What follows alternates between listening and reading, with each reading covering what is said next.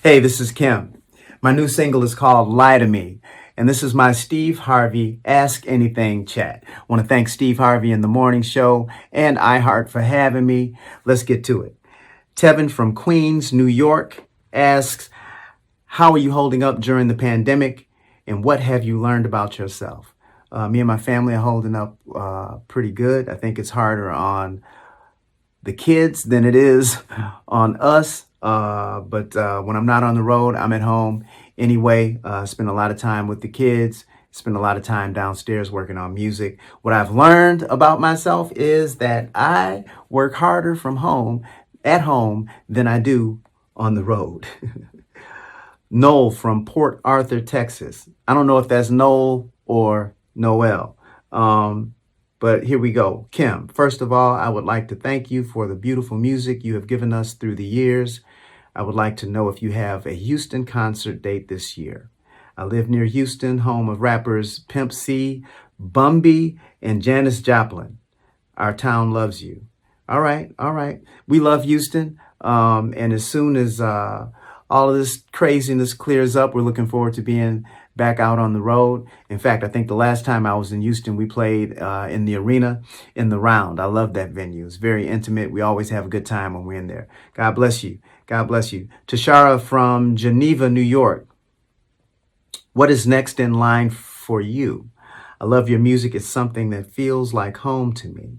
Your music has been with me growing up, and it's soothing to the soul. Thank you. Well, thank you, Tashara. What's next for me is finishing up my album, which will be out later this year. And I'm also working on a book with famed celebrity author David Ritz. And we're having a good time. It's a real cathartic experience doing that. And I'm looking forward to releasing that sometime in 2021. Zyshan from Shreveport, Louisiana. Why did you go with that cover image for the single? Because I haven't had any new music out since 2014. So I needed to let y'all know that I wasn't slipping. You know what I'm saying? Look, I love that photo, and apparently you do too. Thank you for that. Kira from Norman, Illinois. Are you right or left-handed? I'm right-handed. Tammy from Birmingham, Alabama. If you were a farmer, what would you grow? Weed.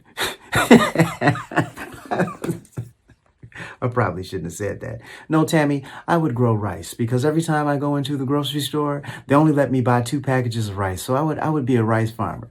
Yeah. Yvonne from Nashville, Tennessee. How did Lie to Me come together? Lie to Me again is the first single off of my upcoming album. And it was co-written by myself, Anthony Hamilton, Salam Remy, and James Poyser. And it was actually written about, or in part, about a conversation I had with my wife, Erica, about being honest with each other and open with each other and putting everything out on the table. I love that song. I hope you dig it too. Cheryl from Erie, Pennsylvania. When was the first time you were recognized in public as Kim? Probably when I was singing at the Church of Today, Renaissance Unity Church of Today, outside of Detroit. I sang there probably for 7, 8 years with some of the greatest musicians in the world, and really cultivated my performance. My stage presence, all of that got cultivated while I was at that church, and also, singing in wedding bands. Thanks for that question, Cheryl. God bless you. Alyssa from Staten Island, New York. Is there a cover song you do privately that someday you'll work into your live set? Any cover songs that I do, I have already performed them in my live set. I used to sing Broadway by George Benson when I was in middle school. And a few years ago, I put that in the set. And I've also done Never Too Much by Luther Vandross. And you know what? And I've also done Do Me Baby by Prince, because Do Me Baby was the first song that I learned how to play on the piano. And I loved Prince, and I loved that record. So those are the three standouts. The only covers, well, and I guess when I was in a wedding band, so I sung a whole bunch of stuff. But in my set, I try to stick to things that I, that I can, you know, that I can hopefully try to put my foot in. You know what I'm saying? Yeah, great question. Tamara from St. Louis, Missouri. What is your method to staying aligned with self-awareness and peace? Tamara, that's a great question, and it is apropos for these times that we are navigating right now. And I think that there is no stronger remedy than prayer and meditation. Getting up in the morning and letting the first communication that you have be with God and be with your creator before emails, before text messages, before CNN, before, the kids. You got to get up before everybody in the house and pull it together. You know what I'm saying? And really try to have a conscious contact with God throughout the day. Touching that, throughout the day. You know what I'm saying? And I have found that has been, I can't even, it doesn't mean everything always goes my way, but I always feel like I'm prepared, like I can stand regardless of what happens, in my day when I am taking time to edify myself in that way. That's a great question. Appreciate you. Jennifer from Wilkes-Barre, Pennsylvania. I would love to hear about your influence and mentors in the music business. My influences span from Al Jarreau to Michael Jackson. There are so many names in that hat, and I think that if you listen to my music, you hear all of the music that we grew up listening to. If you're like me, all that music that you listen to growing up, my hope is that you hear that reflected in what I do. Ronald Isley is a big influence. I keep trying to tell him, I'm like, dog, you, so there are a lot of names in that hat. Shaka Khan. I mean, I could go on and on. Of course, Luther, Michael Franks. I listened to a lot of Michael Franks growing up. There are a lot of names in that hat. That's a great question. Gianna from Ontario, from Toronto, Ontario.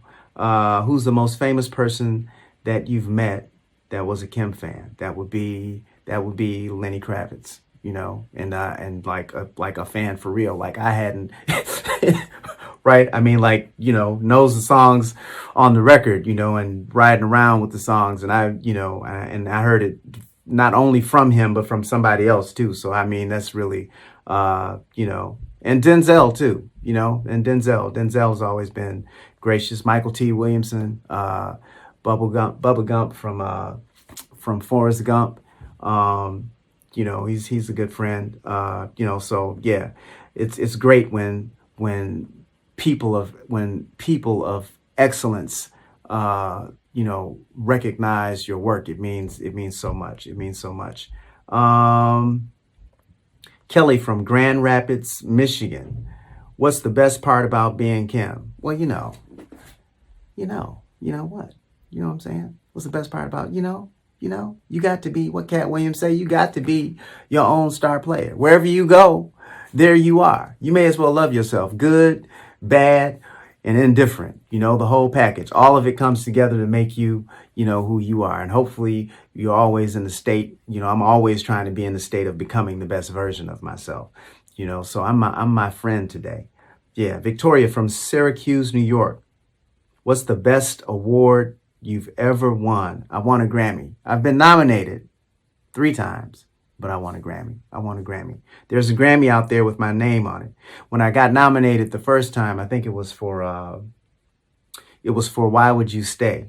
And when I walked out the house the next day, I was, I was different, because it means something. It means something to win, of course, but it means something to be nominated as well. And I've sat on a lot of those committees for the Recording Academy and know how that process works. Know what goes into making that happen. And to be nominated means that, a group of your peers have sat in a room and have, listened to a whole lot of music over a long span of over a period of time, and said that your music was worthy for recognition from the Recording Academy.